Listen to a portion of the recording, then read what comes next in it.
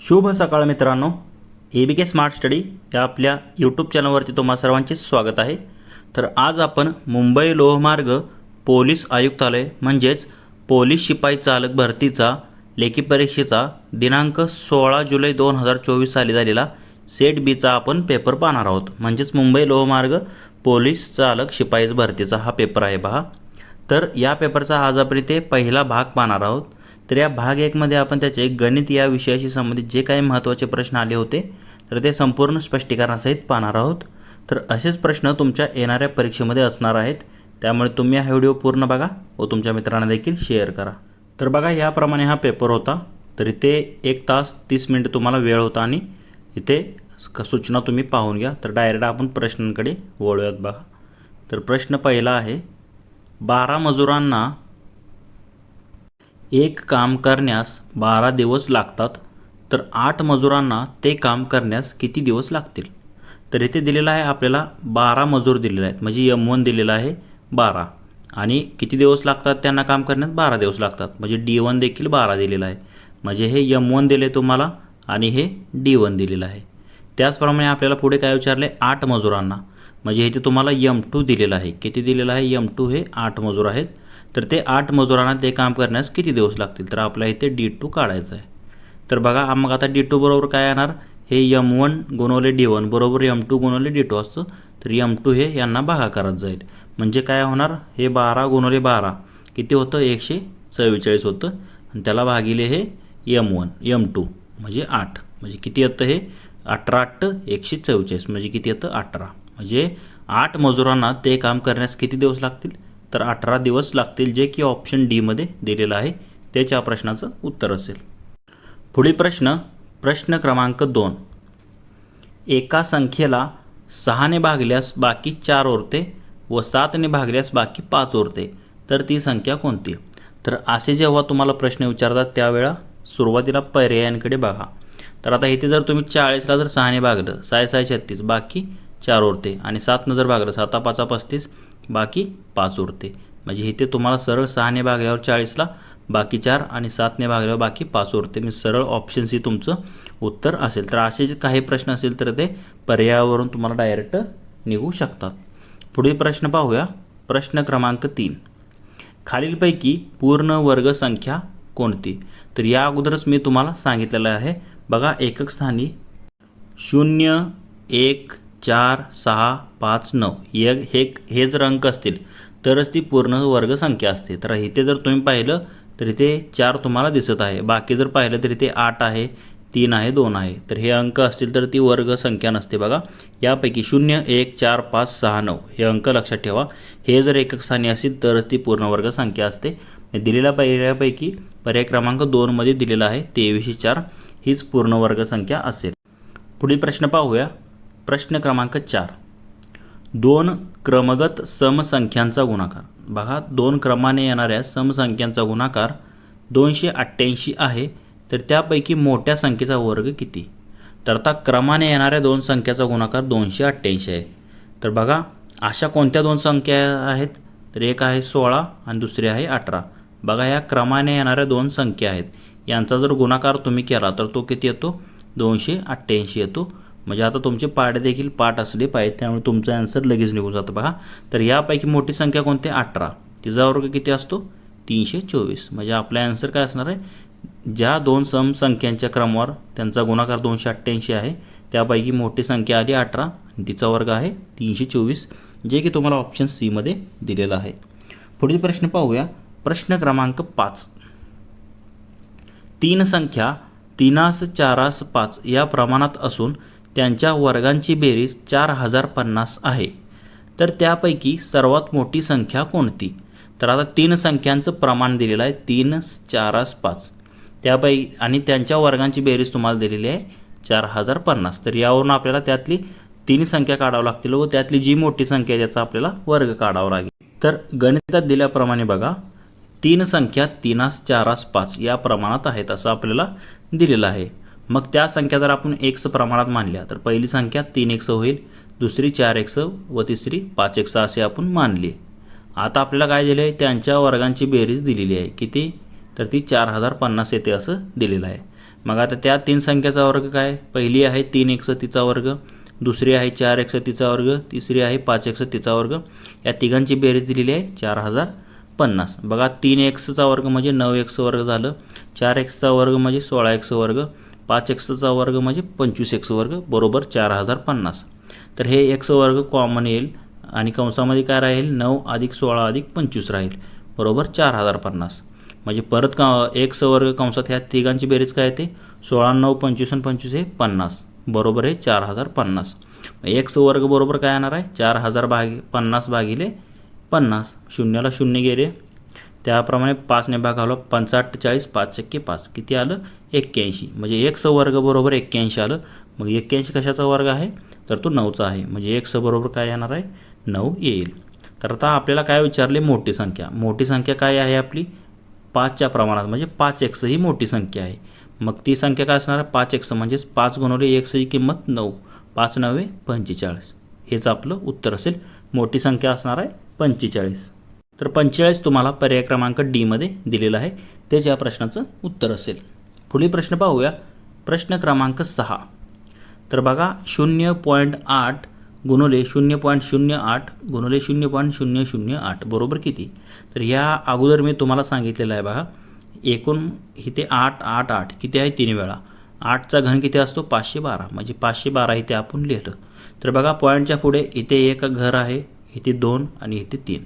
3 आणि 2 5 आणि 1 6. पॉईंटच्या पुढे 6 घरं आले पाहिजेत. ह्याच्या पुढे अजून किती? 3 शून्य लावावे लागतील. म्हणजे हे पॉईंट येणार. म्हणजे 0.000 512 कशामध्ये दिले तुम्हाला? पर्याय क्रमांक डी मध्ये दिलेला आहे. तेच या प्रश्नाचं उत्तर असेल. तसेच याची जर तुम्हाला PDF हवी असेल या पेपरची मित्रांनो, तर तुम्हाला प्रत्येक व्हिडिओच्या मागे म्हणजे डिस्क्रिप्शन बॉक्समध्ये टेलिग्रामची लिंक भेटणार आहे. तिथे तुम्ही टेलिग्राम चॅनल जॉईन करून याची PDF देखील मिळवू शकता. तर पुढील प्रश्न आहे प्रश्न क्रमांक 7. जर 18 सायकलींची किंमत 31,950 रुपये आहे, तर अशा 7 सायकलींची किंमत किती असणार आहे? तर बघा 18 सायकलीची किंमत 31,950 दिलेली आहे. मग एक सायकलची किंमत काय असणार आहे? 31,950 भागिले 18 करावं लागेल. म्हणजे भागिले जर 18 केलं तर बघा 18 भाग घालूया. 18 × 18 उरले 13, वरून घेतले 9, 18 × 7 126 असे उरले, परत 13 उरले, परत वरून घेतले 5, 18 × 7 26 असे उरले, परत 9, 18 × 5 90 किती आलं? 1775 आलं. म्हणजे एक सायकलची किंमत आली 1775. आता आपल्याला किती सायकलची किंमत पाहिजे? 7. म्हणजे 1775 गुणिले 7 करा, तुमचं उत्तर निघून जाईल. तर किती येतं? 7 × 5 = 35, हातचे आले 3, 7 × 7 = 49 आणि 3 किती येतं? 52. परत हातचे आले 5, परत 7 × 7 = 49 आणि 5 येतं 54. परत हातचे आले 5, 7 × 7 आणि 5 12 किती आलं? 12,425. बघा 12,425 हे पर्याय क्रमांक 2 मध्ये दिलेलं आहे. तेच या प्रश्नाचं उत्तर असणार आहे. पुढील प्रश्न पाहूया. प्रश्न क्रमांक 8 पहा. तर काय दिलेलं आहे? 2 वर्तुळांच्या त्रिज्याचे गुणोत्तर 3:4 आहे, तर त्यांच्या परिघांचे गुणोत्तर किती? तर बघा एक लक्षात ठेवा, वर्तुळाच्या त्रिज्याचे जेवढं गुणोत्तर असतं तेवढंच त्याच्या परिघाचं गुणोत्तर देखील असतं. म्हणजे सरळ इथं उत्तर तुमचं काय येणार आहे? 3:4. कारण परिघ बरोबर काय असतं वर्तुळाचा? 2πr. हे 2πr भागिले जर तुम्ही 2πr जर केलं तर हे 2π ला 2π कट होतं, तर आता काय? ह्याचं R1 आणि हे R2. म्हणजे 2 वर्तुळाच्या त्रिज्याचं गुणोत्तर जेवढं असतं तेवढंच त्याच्या परिघाचं गुणोत्तर असतं. म्हणजे ऑप्शन सी मध्ये दिले तेच आपलं या प्रश्नाचं उत्तर असेल. परिघाचे गुणोत्तर देखील 3:4च असेल. पुढील प्रश्न क्रमांक 9. एका व्यवहारात झालेल्या रुपये 7,200 नफा ABC यांना अनुक्रमे 2:3:4 या प्रमाणात वाटल्यास बीचा वाटा किती? म्हणजे एक व्यवहार होता ABC यांनी मिळून केलेला, त्यांना त्या व्यवहारात 7,200 एवढा नफा झाला, फायदा झाला आणि त्या व्यवहारात त्यांची गुंतवणूक होती 2:3:4 या प्रमाणात. तर त्यापैकी बीचा वाटा आपल्याला इथे आता काढायचा आहे. तर बघा एकूण नफा आपल्याला दिलेला आहे किती? 7,200 रुपये नफा झालेला आहे. नफ्यातील वाटा SBC यांचं प्रमाण दिलेलं आहे 2:3:4. म्हणजे हे जर एक्स प्रमाणात मानलं तर एचा वाटा येणार आहे 2x, बीचा येणार आहे 3x आणि सीचा 4x येईल. तर आता आपल्याला एकूण नफा दिलेला आहे 7,200. मग आता तिघांचा नफ्याचा वाटा आपल्याला माहिती आहे 2x 3x 4x. मग या तिघांच्या नफ्याच्या वाट्याची बेरीज बरोबर 7200 दिलेलं आहे. 3 आणि 2 5 आणि 4 हे 9 आलं. 9x बरोबर 7200. मग x बरोबर काय येईल 7200 भागिले 9. 9 1 9 9 8 72 आणि वरच्या 2 शून्य म्हणजे किती आलं 800 आलं. एक्सची किंमत आली 800. आपल्याला काय विचारले बीचा वाटा विचारले. बीचा वाटा किती आहे 3x आहे. 3x म्हणजेच 3 गुणिले 800. एक्सची किंमत 800 आले. 8 त्रिक 2400 म्हणजे 2400 रुपये हा बीचा वाटा असणार आहे. तेच आपलं या प्रश्नाचं उत्तर असेल. 2400 हे पर्याय क्रमांक सी मध्ये दिलेलं आहे. तेच या प्रश्नाचं उत्तर असणार आहे. पुढील प्रश्न पाहूया. प्रश्न क्रमांक 10. जान्हवी व तिच्या आईच्या आजच्या वयांची बेरीज 64 वर्षे असून त्या दोघींच्या वयातील फरक देखील 30 वर्षे आहे. तर जान्हवीचे आजचे वय किती? बघा दोघींच्या वयाची बेरीज दिलेली आहे आणि दोघींच्या वयाची फरक दिलेला आहे. म्हणजे एक्स आणि वाय हे दोन चल घेऊन हे समीकरण आपल्याला सोडवता येईल. तर बघा जान्हवीचे वय काय मानायचं वाय मानू व तिच्या आईचे वय एक्स मानू. तर आता दोघींच्या वयाची बेरीज आपल्याला दिलेली आहे 64 म्हणजे एक्स अधिक वाय बरोबर 64 हे पहिलं समीकरण आलं. तसेच त्या दोघींच्या वयातील फरक दिलेला आहे 30. मग दोघींच्या वयातील फरक आई मोठे असणार आहे त्यामुळे एक्स वजा वाय बरोबर 30 हे दुसरं समीकरण येईल. तर आता ह्या दिलेल्या समीकरणाची सरळ बेरीज करू. एक्स अधिक वाय बरोबर 64 एक्स वजा वाय बरोबर 30. एक्स आणि एक्स हे 2x आले. अधिक वजा वाय हे कट होतं म्हणजे 0 झालं आणि 64 आणि 30 येते 94. 2x बरोबर 94. मग x बरोबर काय होणार आहे 94 भागिले हे 2. तर 47 दोन्ही 94 असतं म्हणजे x ही किंमत आली इथे 47. तर आपल्याला काय विचारले जान्हवीचे वय विचारले. आता आईचं वय आलं 47. दोघींच्या वयाची बेरीज आहे 64. 64मधून हे आईचं वय वजा केलं तर जान्हवीचं मिळेल. मग जान्हवीचं वय काय असणार आहे 64 वजा x म्हणजेच 64 वजा 47 म्हणजे किती येतं 17 वर्ष. जान्हवीचं वय किती असणार आहे आजचं 17 वर्ष असेल. तर बघा 17 वर्ष ऑप्शन सी मध्ये दिलेलं आहे. त्याच्या प्रश्नाचं उत्तर असणार आहे. पुढील प्रश्न क्रमांक 11. 3 व्यक्तींच्या वयाची सरासरी 24 वर्षे असून त्यांच्या वयाचे गुणोत्तर 2:3:7 आहे. तर त्यापैकी सर्वात लहान व्यक्तीचे वय किती? तर बघा आत्तासारखंच हे गणित आहे. तर आपल्याला काय दिलेलं आहे 3 व्यक्तींच्या वयाची सरासरी दिलेली आहे किती 24 वर्ष दिले. मग त्यांच्या वयांची बेरीज काय असणार आहे 24 गुणिले 3 मग 24 तरी किती येतं 72. हे ते तिघांचे वय असणार आहे वयांची बेरीज असणार आहे 72. आता तिघांच्या वयाचे गुणोत्तर आपल्याला दिलेलं आहे 2:3:7. हे जर x प्रमाणात मानलं तर तिघांची वय काय होणार हे पहिल्याचं 2x दुसऱ्याचं 3x आणि तिसऱ्याचं 7x. तर आता ह्या तिघांची बेरीज आपल्याला माहिती आहे 72 म्हणजेच 2x अधिक 3x अधिक 7x बरोबर 72 येईल. 7 आणि 3 10 आणि 2 हे 12x बरोबर 72. x बरोबर काय हे 12 तिकडे भागाकारात जाईल 72ला. 12 1 12 12 72. x ची किंमत किती आली 6. तर आपल्याला काय विचारले लहान व्यक्तीचं वय. लहान व्यक्तीचं वय किती आहे 2x आहे. मग 2x म्हणजेच 2 गुणिले x ची किंमत 6. 6 दोन्ही किती 12 म्हणजे लहान व्यक्तीचंच वय विचारायला फक्त म्हणून 6 दोन्ही 12 वर्ष हे लहान व्यक्तीचं वय असेल. तर हे 12 ऑप्शन सी मध्ये दिलेलं आहे तेच या प्रश्नाचं उत्तर असेल. पुढील प्रश्न पाहूया. प्रश्न क्रमांक 12. 25च्या पाड्यातील पहिल्या 9 संख्यांची बेरीज किती? तर बघा या अगोदर आपण मुंबईचा जो पेपर पाहिलेला होता तर त्यामध्ये देखील आपण हा प्रश्न पाहिलेला आहे. बघा 25च्या पाड्यातील पहिल्या 9 संख्यांची बेरीज. तर हे यासाठी सूत्र मी सांगितलेलं n/2 कंसात पहिली संख्या अधिक शेवटची संख्या असते. पहिली संख्या अधिक ही शेवटची संख्या यांची बेरीज असते. तर आता n किती आहे एकूण 9 संख्या आहेत म्हणजे काय येणार n/2 म्हणजे 9/2 कंसात पहिली संख्या 25च्या पाड्यातील काय असणार आहे 25ने सुरू होते. 25 अधिक 25 9 किती असं 225 म्हणजे शेवटची संख्या आहे 225. तर हे 25 आणि 225 किती होतात तर हे होतात 250 म्हणजे काय होणार आहे परत हे 9/2 गुणिले हे किती होणार 250. आता 250 भागिले 2 जर केलं तर किती येतं 125 येतं म्हणजे 125 गुणिले 9 जर केलं तर ते येतं 1125. तर 1125 हे तुम्हाला पर्याय क्रमांक बी मध्ये दिलेलं आहे त्याच्या प्रश्नाचं उत्तर असेल. पुढील प्रश्न पाहूया. प्रश्न क्रमांक 13. 1200चे 15% किती? तर बघा 12 गुणिले 15 म्हणजे 180 येतं. तर बघा 1200चे 15% आपण कसे काढतो, 1200 गुणिले 15 भागिले 100. तर मी डायरेक्टच केलं, ह्या 2 शून्याला 2 शून्य घालल्या म्हणजे 12 गुणिले 15 केलं तर यांचा गुणाकार येतो 180. म्हणजे 1200चे 15% किती येतात, 180, जे की ऑप्शन बी मध्ये दिलेलं आहे. पुढील प्रश्न पाहूया. प्रश्न क्रमांक 14. एका गावाची लोकसंख्या 5000 आहे. ती दरवर्षी 10%ने वाढते, तर 2 वर्षांनी त्या गावची लोकसंख्या किती होईल? तर बघा, लोकसंख्येवरती असा जेव्हा प्रश्न येतो तर तेव्हा आपण ते सरळ व्याजच्या पद्धतीने हे आपण प्रश्न सोडवतो.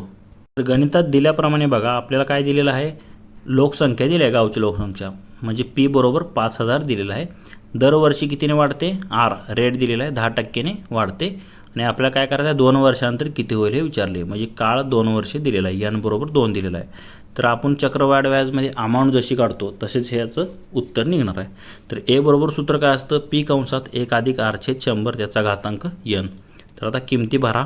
पीची किंमत आहे 5000, लोकसंख्या आहे, 1 अधिक आर आहे 10 भागिले 100. ह्या शून्याला शून्य गेले आणि कंसाचा वर्ग आहे, एन म्हणजे 2 वर्षे दिलेला आहे म्हणजे वर्ग झाला.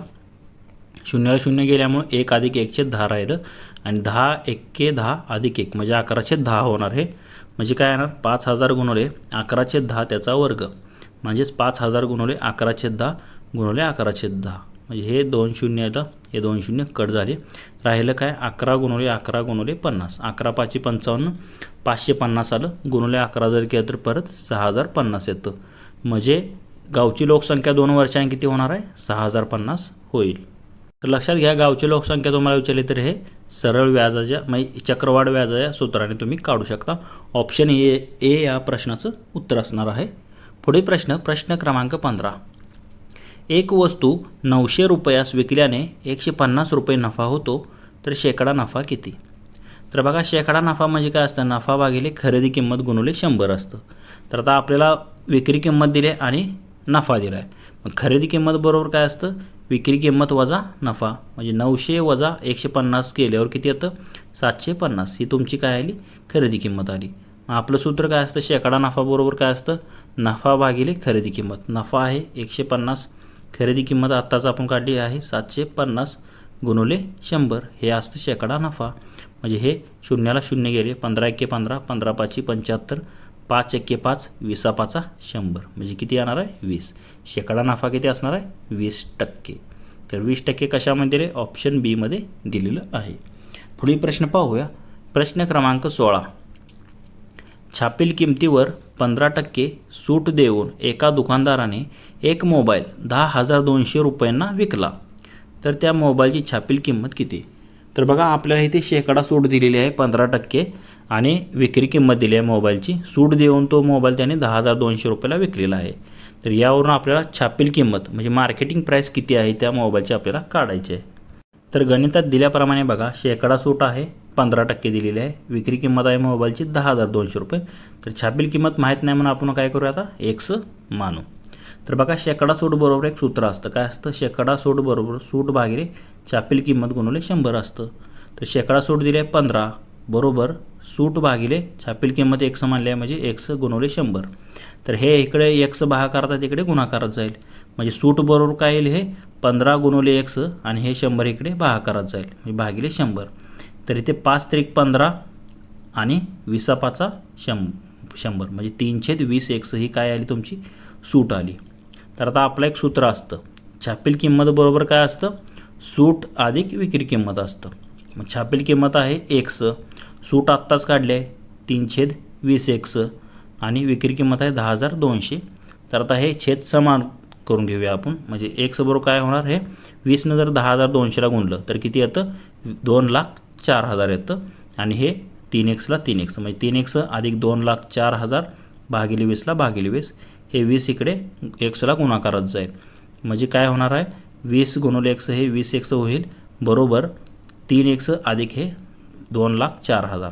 तर आता हे एक्स इकडे जर आणलं तर हे अधिक एक्स आहे तिकडे 20मधून वजा होईल. म्हणजे 20x मधून 3x गेले, राहिले किती, 17x राहिले बरोबर 2,04,000. मग एक्स बरोबर काय होणार, हे 17 तिकडे आता 2,04,000ला भागाकारात जाणार.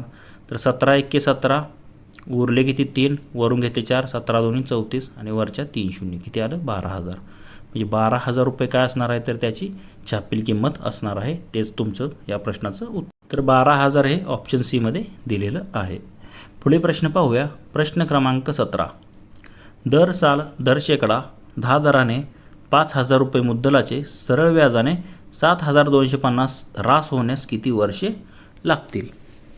तर बघा आपल्याला इथे दर दिलेला आहे 10%, मुद्दल दिले 5,000 आणि सरळ व्याजाने ऱ्हास दिलेली आहे. मी ऱ्हास दिलेली आहे तुमची 7,250 दिलेली आहे.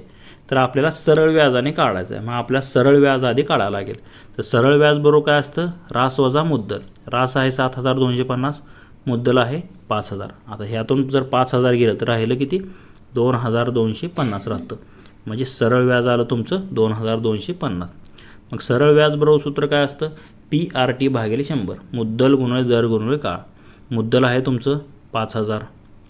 दर दिलेला आहे तुमचा किती दिलेला आहे? 10 दिलेला आहे. काळ काढायचा आहे म्हणून त्याला आपण n मानूया. गुणिले n भागिले हे 100.